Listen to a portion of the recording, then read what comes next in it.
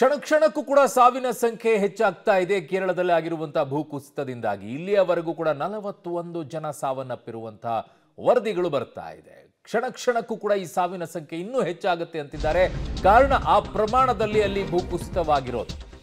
ಮೆಪ್ಪಾಡಿ, ಮುಂಡಕ್ಕೈ ಮತ್ತು ಚೂರ್ಮಾಲಾದಲ್ಲಿ ದುರಂತ ಸಂಭವಿಸಿರೋದು. ಬೃಹತ್ ಗುಡ್ಡ ಜಾರಿ ಹೋಗಿದೆ. ಇಳಿಜಾರಿನಲ್ಲಿ ಜಾರೋ ರೀತಿಯಲ್ಲಿ ಇಡೀ ಗುಡ್ಡವೇ ಜಾರಿ ಹೋಗಿದೆ. 200 ಮನೆಗಳಿದ್ದಂತಹ ಚೂರಲ್ಮಾಲ ಗ್ರಾಮವೇ ಸರ್ವನಾಶ ಹೋಗಿದೆ. ಇಡೀ ಗ್ರಾಮವೇ ಸರ್ವನಾಶ ಆಗೋಗಿದೆ ಅಂದ್ರೆ ಏನ್ರಿ ಅದು? ನಾವು ಮಡಿಕೇರಿಯಲ್ಲಿ ನೋಡಿದ್ವಿ 5 ಎಕರೆ 6 ಎಕರೆ ಕಾಫಿ ತೋಟವೇ ಕಾಣೆಯಾಗಿ ಹೋಗ್ಬಿಟ್ಟಿತ್ತು ಅಂತ ಹೇಳಿ. ಇಲ್ಲಿ ನೋಡಿದ್ರೆ ಗ್ರಾಮನೇ ಮಣ್ಣಿನ ಅಡಿ ಒಬ್ಬ ವ್ಯಕ್ತಿ ಸಿಕ್ಕಾಕೊಂಡಿದ್ದಾನೆ.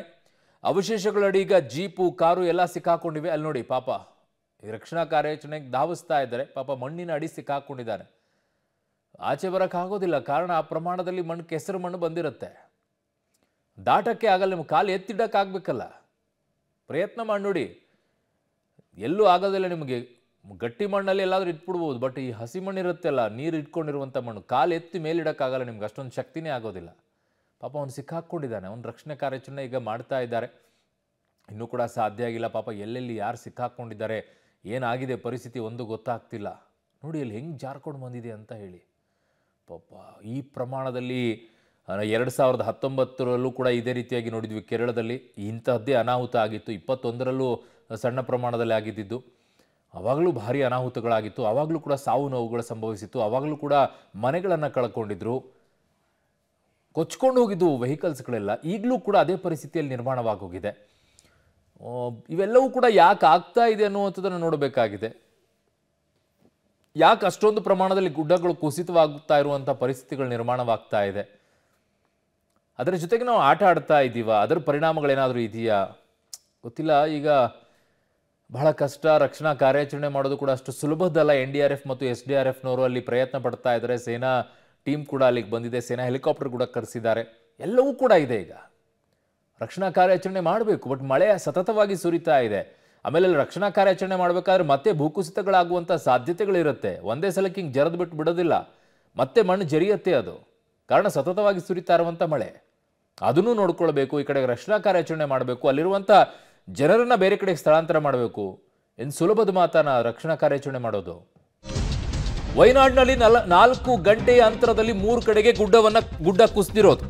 ಇಲ್ಲಿಯವರೆಗೂ ಕೂಡ ರಾತ್ರಿ 1 ಗಂಟೆಗೆ ಶುರು ಆಗುತ್ತೆ ಬೃಹತ್ ಗುಡ್ಡ ಕುಸಿಯೋದು. ಮೆಪ್ಪಾಡಿ, ಮುಂಡಕ್ಕೈ ಮತ್ತು ಚೂರಲ್ಮಾಲಾದಲ್ಲಿ ಈ ದುರಂತ ಸಂಭವಿಸಿರೋದು. 3 ಕಡೆಗಾಗುತ್ತೆ.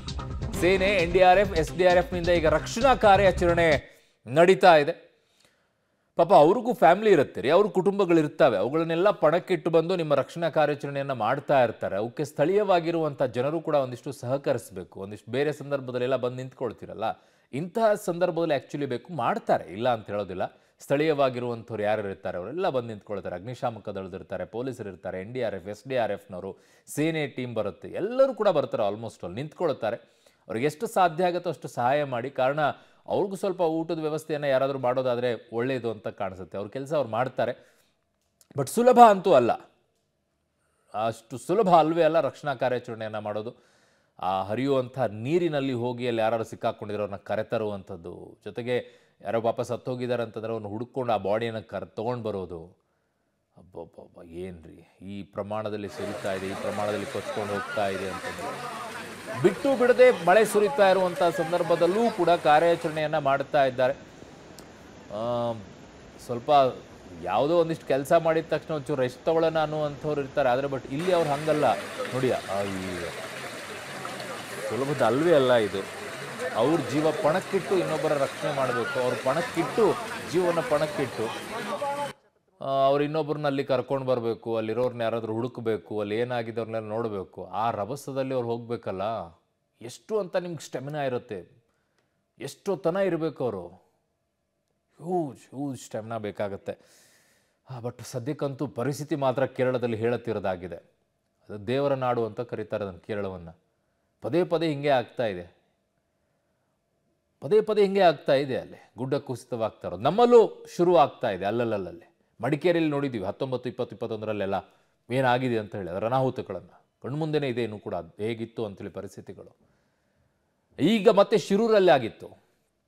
ಇಲ್ಲಿ ನೋಡಿ ಯಾವ ರಭಸ ಇದೆ ನೋಡಿ ಅಲ್ಲಿ. ಸಾಮಾನ್ಯವಾಗಿ ಮೇಲ್ಭಾಗದಲ್ಲಿ ನೀರು ಅಷ್ಟೊಂದು ಹರಿತಾ ಇಲ್ಲ ಅಂತಂದ್ರೆ ಒಳಭಾಗದಲ್ಲಿ ತುಂಬ ರಭಸವಾಗಿರುತ್ತೆ. ಬಟ್ ಇಲ್ಲಿ ಮೇಲ್ಭಾಗದಲ್ಲಿ ಇಷ್ಟು ಹರಿತಾ ಇದೆ ಅಂತಂದರೆ ಒಳಭಾಗದಲ್ಲಿ ಯಾವ ರೀತಿಯಲ್ಲಿ ರಭಸ ಇರಬೇಕು ಅಂತ. ವಯನಾಡಿನಲ್ಲಿ ಒಂದು ಕಡೆಗೆ ಜಲಪ್ರಳಯ, ಮತ್ತೊಂದು ಕಡೆಗೆ ಭೂಕುಸಿತ ಆಗ್ತಾ ಇದೆ. ನಾದಾಪುರದಲ್ಲಿ ಕಬ್ಬಿಣದ ಸೇತುವೆಗಳು ಕೊಚ್ಕೊಂಡು ಹೋಗಿದೆ. ನೀರಿನ ಮುಂದೆ ಎಲ್ಲವೂ ಕೂಡ ತೃಣಕ್ಕೆ ಸಮಾನ. ಭೂಕುಸಿತದಿಂದ ಅಸ್ಥಿಪಂಜರದಂಥ ಸನ್ನಿವೇಶ ಈಗ ಅಲ್ಲಿ ನಿರ್ಮಾಣವಾಗಿದೆ. ವಯನಾಡಿನಲ್ಲಿ ಒಂದು ಕಡೆಗೆ ಜಲಪ್ರಳಯ, ಮತ್ತೊಂದು ಕಡೆಗೆ ಭೂಕುಸಿತ. ಎರಡೂ ಏಕಕಾಲದಲ್ಲಿ ಬಂದಾಗ ಅದನ್ನು ಒಂದನ್ನೇ ನಿಭಾಯಿಸ್ಕೊಳ್ಳೋಕ್ಕಾಗೋದಿಲ್ಲ. ಜಲಪ್ರಳಯ ಇನ್ನು ಭೂಕುಸಿತ ಆಗಕ್ಕೆ ಶುರು ಮಾಡಿಬಿಟ್ರೆ ಅದನ್ನು ಹೇಗೆ ನಿಭಾಯಿಸೋದು, ಹೇಗೆ, ಯಾವ ಕಡೆ ಅಂತ ನೋಡಬೇಕು, ಎಲ್ಲಿ ಅಂತ ನೋಡಬೇಕು. ಆಗೋದಾಗ್ಲಿ ಬಿಡು ಅಂತೇಳಿ ಸುಮ್ಮನೆ ಕೂತ್ಕೋಬೇಕಾಗತ್ತೆ.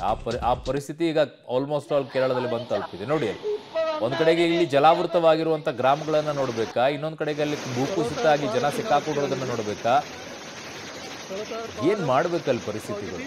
ನೋಡಿ, ಇಲ್ಲಿ ಮನೆಗಳೆಲ್ಲ ಹೆಂಗೆ ಮುಳುಗೋಗ್ಬಿಟ್ಟಿದೆ. ಕೆಸರೆಲ್ಲ ಬಂದು ಮನೆಯೇ ಫುಲ್ ಪ್ಯಾಕ್ ಮಾಡಿಬಿಟ್ಟಿದೆ.